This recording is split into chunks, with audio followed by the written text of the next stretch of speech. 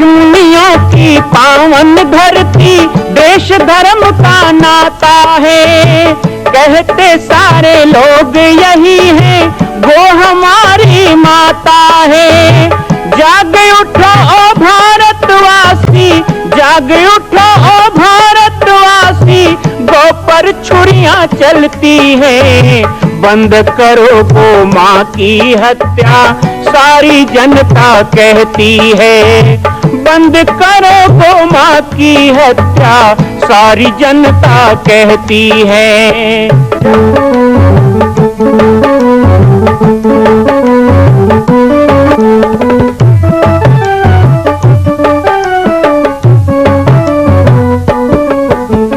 जगह जगह पर बूचड़ खाना, लाखों गौएं कटती हैं। किसे सुनाए व्यथा हमारी, नैना नीर बहाती है। रक्षा करना गौ माता की, रक्षा करना गौ माता की, गीता ज्ञान सिखाती है। बंद करो गौ माँ की हत्या, सारी जनता कहती है। बंद करो गौ माँ की हत्या, सारी जनता कहती है।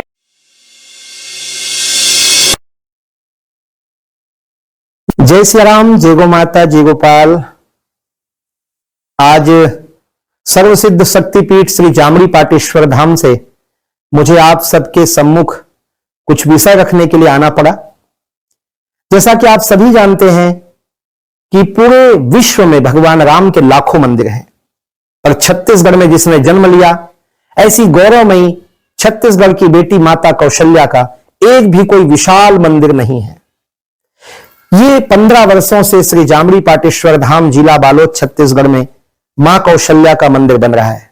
3 मंजिल का 108 फीट ऊंचा, 65 फीट चौड़ाई और 136 फीट लंबाई का यह मंदिर, जिसकी क्षमता लगभग 10,000 लोगों के बैठने की होगी। इस मंदिर के निर्माण को राजस्थान के ठोस पत्थरों से किया जा रहा है। इस निर्माण में कई बाधाएं आती हैं, निर्माण रुका हुआ है, लेकिन अब निर्माण को पूर्ण करने के लिए त्रिवर्षीय संकल्प महाअभियान की यह श्रृंखला चल पड़ी है। सैकड़ों लोग इसमें जुड़ रहे हैं। मैं एक बार आप सबसे भी निवेदन करूं, जिस तरह हमने अयोध्या में बनने वाले रामलला के मंदिर के लिए तन मन धन से साथ दिया, वैसे ही छत्तीसगढ़ में बनने वाले मां कौशल्या के पावन धाम के निर्माण में मुक्त हस्त से दान दें। 3 साल के लिए आप एक निश्चित राशि का संकल्प करके हमारे नीचे चल रहे मोबाइल नंबर पर व्हाट्सएप करें। आप 5100 3 वर्ष तक, 11,000 3 वर्ष तक, 21,000 3 वर्ष तक, क्षमता हो तो 1 लाख रुपए, 11 लाख रुपए, 5 लाख रुपए भी कर सकते हैं। याद रखिएगा, यह अवसर अब 2-3 वर्षों तक ही मिलेगा, क्योंकि आने वाले 2-3 वर्षों में इस मंदिर का निर्माण पूर्ण कर लिया जाएगा और शिखर चढ़ेगा। माता कौशल्या गोद में रामलला को लेकर बैठेंगी। मैं राम बालक दास महात्यागी पूरे प्रदेश और पूरे देशवासियों से निवेदन करूंगा कि मेरे इस छोटे से विनय और मेरे प्रयास को आप अपना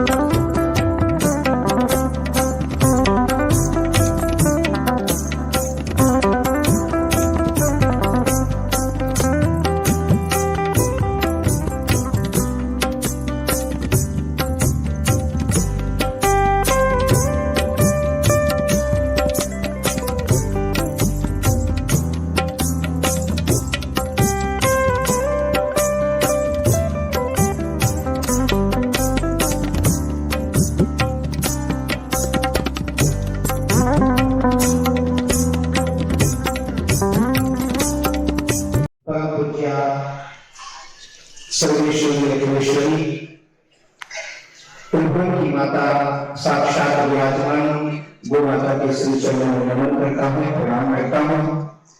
सबसे सामना भारत भूमि के हृदय स्थल जिसे संपूर्ण विश्व में महाकाली का दर्जा मिला, ऐसे मेरे मातृभूमि छत्तीसगढ़ महाकाली का नमन करता हूँ, प्रणाम करता हूँ। मंच पर उपस्थित परम पूज्य देवी प्रज्ञा भारती जी, पूज्य श्री आचार्य राकेश जी, पूज्य कबीर साहिब जी, देवकर साहिब जी, हमारे पूज्य महाराज श्री, समस्त अतिथिगण और आज जिनके शपथ ग्रहण समारोह में हम सभी अपनी प्रभुता साधुता के सर्वस्व शक्ति को लेकर आए हुए हैं गो माता के लिए, ऐसे हम सबके प्रिय पुत्र विशेषण भी आपका बहुत जोरदार स्वागत करते हैं, अभिनंदन करते हैं।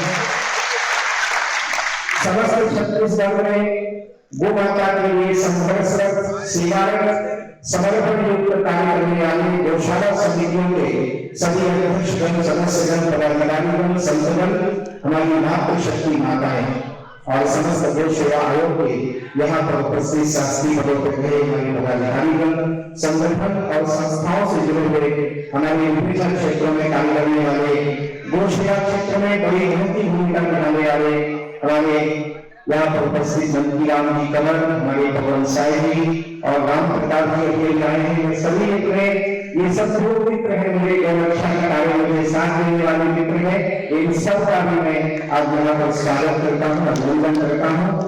छत्तीसगढ़ राज्य गौ सेवा आयोग ये एक ऐसा आयोग है जिसमें सेवा शब्द जुड़ा हुआ है और सेवा में किसी जो निरंतर समस्त सनातन, समस्त सृष्टि और संस्कृति की सेवा करती है, जिन्होंने अपने भी निज हित और सुख को त्याग कर सबकी सेवा की है, ऐसे गो माता की सेवा के लिए बना हुआ गौ सेवा आयोग। आज इस गौ सेवा आयोग के पद पर हम पटेल जी का स्वागत करने, उनके कार्य में उनको साथ देने, उनको साहस देने, उनको आशीर्वाद देने, उनको बधाई की शुभकामना देने यहाँ पर आए हुए हैं। ऐसे समय में गौ सेवा आयोग के संरक्षक के नाते भी मैं यहाँ पर अपनी बात रखने आया हूं। आज संपूर्ण भारतवर्ष में जो गौ माता की स्थिति है वो स्थिति संतोष कर रही है, चिंता कर रही है। संपूर्ण भारतवर्ष में इसे कह रहा हूं क्योंकि गाय का विषय प्रदेश का, एक गांव का, जिला का नहीं हो सकता, बल्कि मैंने संपूर्ण भारतवर्ष का वही छोटा है। गाय का विषय तो पूरे ब्रह्मांड का विषय है, क्योंकि गाय भी जब खतरा आती है तो ब्रह्मांड का नायक स्वयं चले आता है, अवतार लेकर आता है।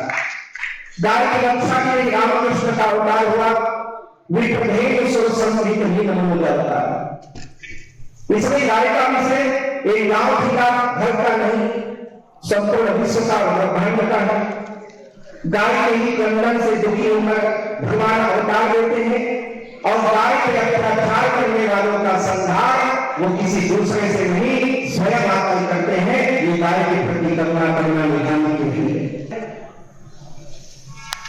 अभी कुछ दिन पहले इसी मंच पर गौ माता का हम सब इकट्ठा हुए थे कि गौ माता को राष्ट्र माता का दर्जा मिले, छत्तीसगढ़ में गौ माता को राज्य माता का दर्जा मिले, तो भी मैंने ये बात संतों के चरण में कही थी कि केवल दर्जा ना मिले, बल्कि उसमें ये ठोस कार्य प्रणाली बनाकर और मजबूती से उसे स्थापित किया जाए, तब जाकर इसका परिणाम होगा।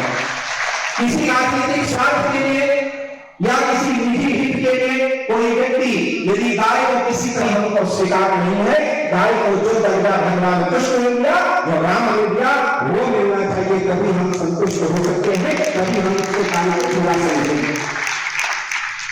मैं याद करना चाहूंगा इन लोगों को जब 1997 में मेरे गौ हत्या निरोधक दल के नाम में छत्तीसगढ़ में आंदोलन को शुरुआत की थी।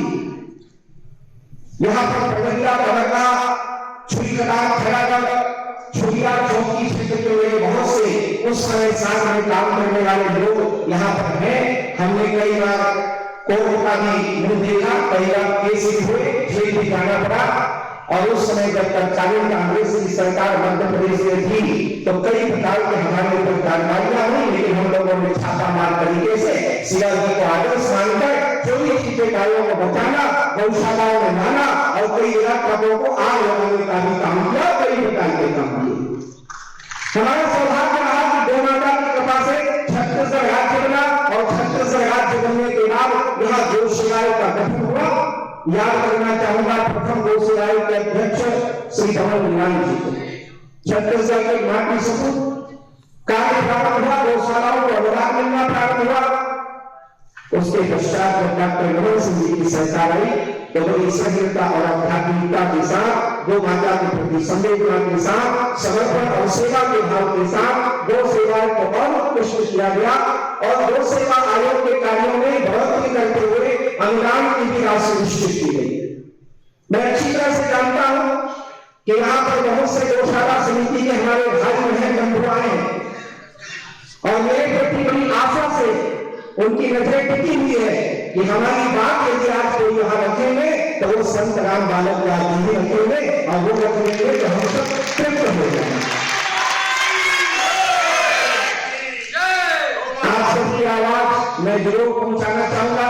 और वैसे हम आज ऐसे सरकारी वातावरण में खड़े, पूरे देश के अंदर ऐसा कोई प्रदेश नहीं है जिस प्रदेश के अंदर आध्यात्मिक लोगों को, संतों को, गौ भक्तों को परिवार जैसा शासन मिले। ये शासन के लोग हमारे परिवार के हैं, ये बात कहते हुए हमें अच्छा लगता है। छत्तीसगढ़ के मुख्यमंत्री जी यहाँ रहते तो उनके सामने मैं बोलना चाहता था, लेकिन मैं आशा करता हूँ मेरी बात लिपिबद्ध तरीके से उन तक पहुंचे और मैं व्यक्तिगत रूप से आज चर्चा करूंगा। छत्तीसगढ़ के मुखिया चाहे यहाँ पर बैठे हुए हमारे शासन पर मुझे विभिन्न पदों में रहे लोग हो, चाहे यहाँ पर हमारे स्वयं विशेषण पटेल जी तो बात ही वो तो हमारे बीच के हैं, वो हमारी गौशाला वो स्वयं चलाते हैं, गौशाला की पीड़ा क्या है वो जानते भी हैं और वो एक कार्यकर्ता पहले हैं, बाद में पदाधिकारी है, वो पद का महत्व नहीं देते, वो कार्य के महत्व देते हैं। बहुत से संतों से जुड़े हुए हैं, भारतीय बागवानी से, राष्ट्रीय स्वयं सेवक संघ से, और पहले भी आपके कार्यकाल में गौ सेवा आयोग ने बहुत ऊंचाइयों को छुआ, स्वरोजगार, स्वावलंबन इसको आपने बढ़ावा दिया। तो ऐसे पटेल जी के लिए तो हम किसी प्रकार की बात नहीं सोचते, वो अपने हैं हमारे बीच के।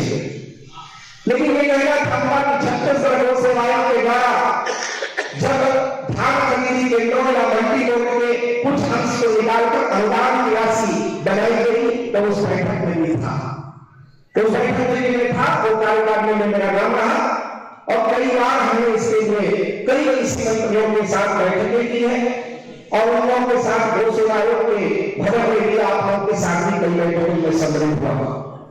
बात आती है कि आप गौ माता की सेवा कठिन क्यों हो रही है? गौ माता का महासंवर्धन जो गुजरात में दिखाई देता है, जो उत्तर प्रदेश में दिखाई देता है, जो राजस्थान में दिखाई देता है। मैं अभी 2 दिन पहले राजस्थान में था, वहां भी गौशाला कमेटियों के साथ मेरी बैठक हुई। मैंने वहां जाकर वहां के आयोग के सदस्यों से बातचीत की और वहां की कार्यप्रणाली देख करके मैं हड़बड़ हुआ कि एक गाय के पीछे वहां 50 रुपए का अनुदान दिया जाता है और इसलिए शायद वहां की गाय बहुत समृद्ध दिखाई देती है और भारत में नंबर 1 दिखाई देती है। तो गिर साहब हमारी कौशली हो सकती है। इसके लिए आज इस शपथ ग्रहण समारोह में मैं आयोग के सदस्य के नाते आप सब मुझे जो सम्मान देते हैं उसके नाते और विशेषज्ञ मेरे शिष्य रूप में है इनके नाते मैं आपके लिए कहूंगा, मैं यहाँ पे आवेदन निवेदन बिल्कुल नहीं करूंगा। मैं संत हूँ, मैं आदेश ही दे सकता हूँ। मेरा धर्म मंत्र आदेशित करता है कि अब गौ माता का अनुदान वृद्धि किया जाए और गौ सेवा आयोग के द्वारा मिलने वाली राशि को यहाँ भी बढ़ाया जाए। 12 साल से वही राशि मिल रही है, ये गलत है। कहा जाता है कि परिवार में पहली रोटी गाय को दिया जाना चाहिए। 1 साल बाद तो गौ सेवा आयोग का गठन हुआ है। मैं करीब बात कहता हूँ, आयोग जब भी बने, सरकार बनने के बाद पहला आयोग गौ सेवा आयोग बनना चाहिए, आगे से ध्यान रखा जाए।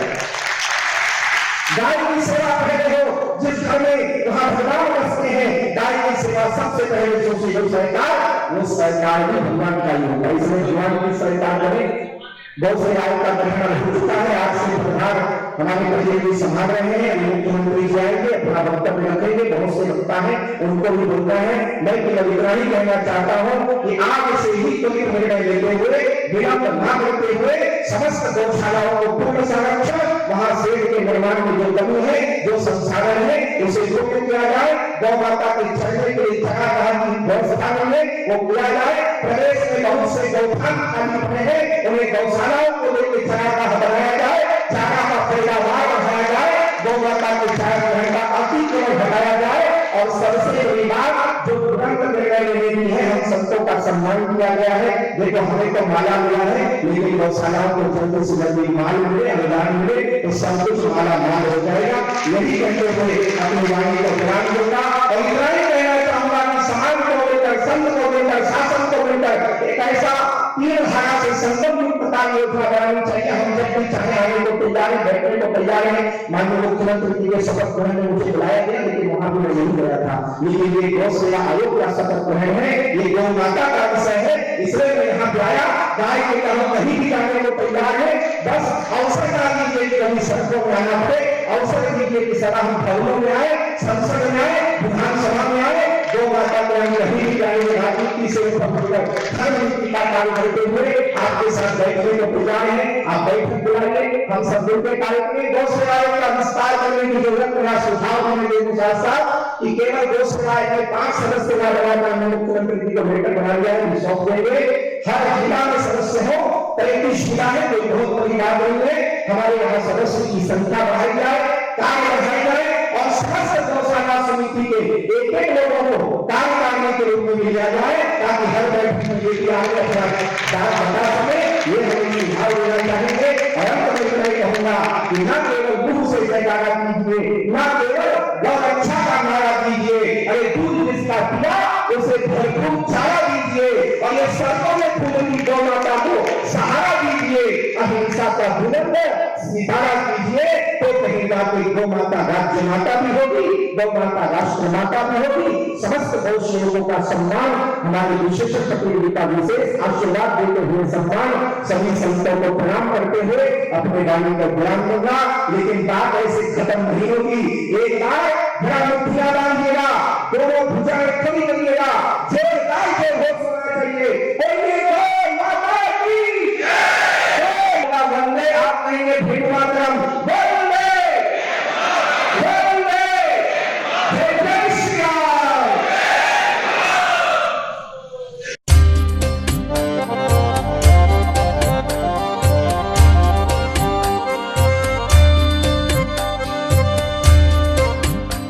मां कौशल्या की पावन जन्मभूमि छत्तीसगढ़ प्रांत में बालोद जिला में स्थित है श्री सर्वसिद्ध शक्तिपीठ जामड़ी पाटेश्वर धाम। परम पूज्य सद्गुरुदेव राजयोगी बाबा जी की तपस्थली श्री पाटेश्वर धाम और विश्व के अद्वितीय मां कौशल्या जन्मभूमि मंदिर निर्माण का दर्शन करने और इसी प्रकार समसामयिक विषयों पर अपना ज्ञानवर्धन करने के लिए और 10,000 गायों के लिए बनने वाले श्री हनुमान नंदीशाला गो अभ्यारण्य का समाचार प्राप्त करने के लिए आप सभी देखते रहें YouTube चैनल पर राम बालक दास, और हमारे चैनल को आप सभी सब्सक्राइब करें, घंटी का बटन दबाएं ताकि आप सूचनाओं से जुड़े रह सकें। जय श्री राम, जय गौ माता, जय गोपाल।